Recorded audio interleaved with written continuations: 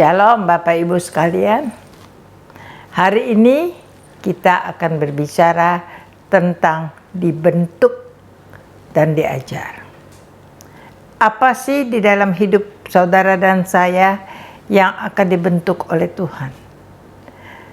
Tuhan akan membentuk di dalam kehidupan saudara dan saya yang pertama hati. Kenapa hati yang dibentuk? Sebab firman Tuhan katakan, jagalah hatimu dengan penuh kewaspadaan, sebab dari situlah terpancar kehidupan. Hati kita karena harus dijaga dengan waspada, karena kehidupan itu akan terpancar daripada sikap hati kita. Maka dibentuk yang pertama, biar hati kita punya ketulusan. Bapak, Ibu, saudara-saudara, kita bisa punya ketulusan di dalam hidup ini apabila kita punya prinsip. Apapun yang kita lakukan di dalam hidup ini, kita melakukannya untuk Tuhan, bukan untuk manusia. Dan dari Tuhanlah kita akan menerima upahnya, bukan dari manusia. Jadi kita tidak, apapun yang kita lakukan, kita tidak pernah mengharapkan upah dari manusia, sebab upah itu dari Tuhan. Maka kita bisa melakukan apapun dengan tulus, tanpa memikirkan apa yang terbaik yang kita dapat, tetapi apa yang terbaik yang bisa kita berikan. Yang kedua, yang dibentuk oleh Tuhan, hati kita.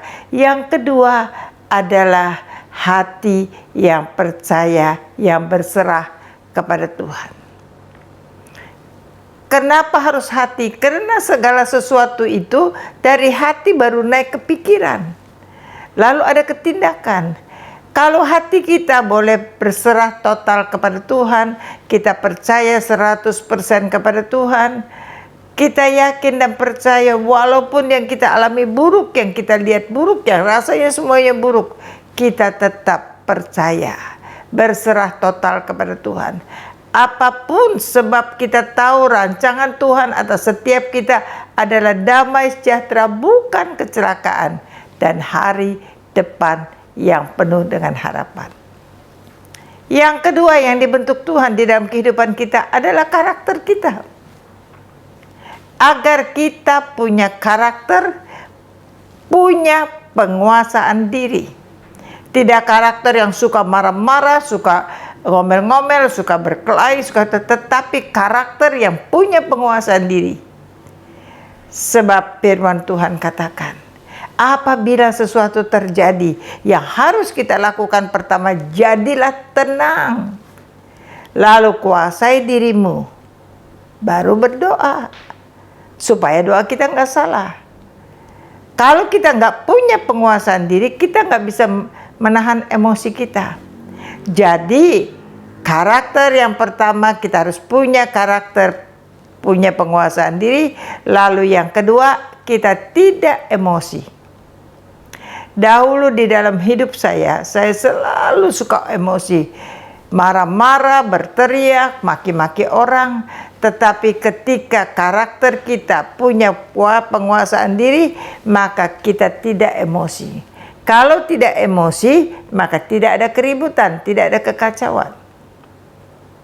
Bapak, Ibu, saudara-saudara, setelah karakter kita yang dibentuk, yang ketiga yang Tuhan bentuk adalah pola pikir kita.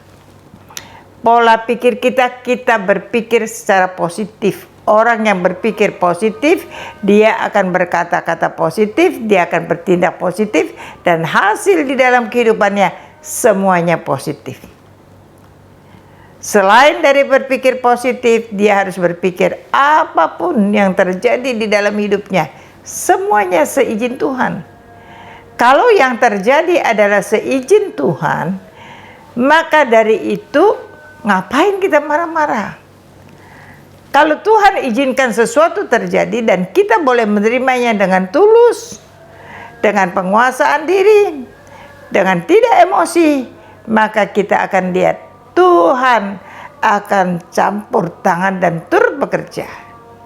Kalau Tuhan campur tangan dan turut bekerja di dalam kehidupan kita, apa sih yang Tuhan tidak bisa lakukan? maka saudara akan lihat semua yang buruk akan berubah menjadi baik. Semua yang tidak ada akan menjadi ada, bahkan semua yang tidak mungkin menjadi mungkin. Saya mau sampaikan kepada saudara-saudara, dahulu karakter saya nggak bagus. Saya nggak cepat sekali tersinggung, cepat sekali marah. Saya nggak mungkin bisa dihina orang. Saudara-saudara, saya tidak bisa dengarkan sesuatu yang buruk, tetapi Tuhan bentuk hati saya. Ketika hati saya punya ketulusan, ketika hati saya bisa berserah total dengan Tuhan, Tuhan bentuk karakter saya punya penguasaan diri, tidak emosi, dan Tuhan bentuk pola pikir saya selalu berpikir positif, dan saya percaya apapun yang Tuhan izinkan, semuanya adalah baik. Saudara-saudara, Tuhan izinkan saya mengalami hal yang buruk, saudara. Bahkan sangat buruk. Ada orang-orang yang maki saya, saudara. Dia maki saya, makinya apa?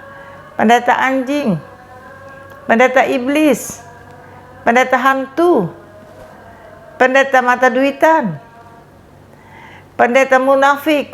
Banyak hal dia maki saya. Saudara-saudara, saya nggak tahu apa yang dia tuduhkan kepada saya tidak melakukannya. Saya tidak melakukan, tapi saya tidak bela diri.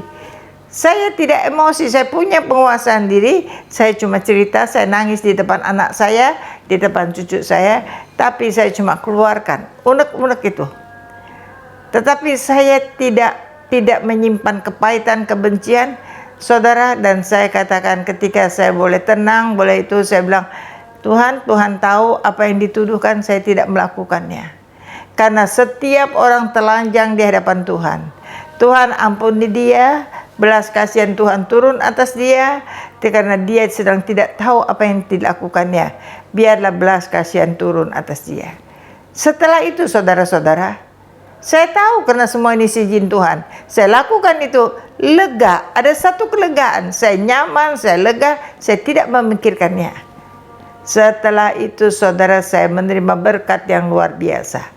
Saya bilang sama Bu Wira, ketika Mami punya penguasaan diri, tidak emosi, Mami melepaskan pengampunan, tidak membalas jahat dengan jahat, melakukan firman Tuhan, maka Mami mengalami apa yang tidak pernah dilihat oleh mata Mami, apa yang tidak pernah didengar oleh telinga Mami, bahkan apa yang tidak pernah timbul di dalam hati Mami. Itu yang Tuhan sediakan secara ajaib di dalam kehidupan Mami. Itu sebabnya saudara, ketika kita melakukan untuk Tuhan, maka kita tidak dapat terima upah dari manusia, tetapi dari Tuhan. Kalau saudara sudah dengarkan ini, apakah saudara mau dibentuk Tuhan? Hatimu dibentuk Tuhan, karaktermu dibentuk Tuhan, pola pikirmu dibentuk Tuhan. Kalau engkau mau, kau katakan, Tuhan, aku mau, bentuk aku Tuhan seperti apa yang kau mau. Jadikan aku bejanamu Tuhan, pakai aku Tuhan. Hanya Tuhan yang mampu membentuk, memakai aku seperti yang Tuhan mau. Dan pegang tanganku, tuntun langkahku, bawa aku selangkah demi selangkah bersama dengan engkau, berjalan di dalam kebenaran firman-Mu. Maka ketika engkau melakukan itu dan Tuhan campur tangan, maka engkau akan heran dan tercengang-cengang. Karena Tuhan selalu campur tangan dan turut bekerja atas apapun yang kau lakukan, semuanya mendatangkan kebaikan dan keberhasilan. Yang percaya dan mau melakukannya bersama dengan saya katakan amin.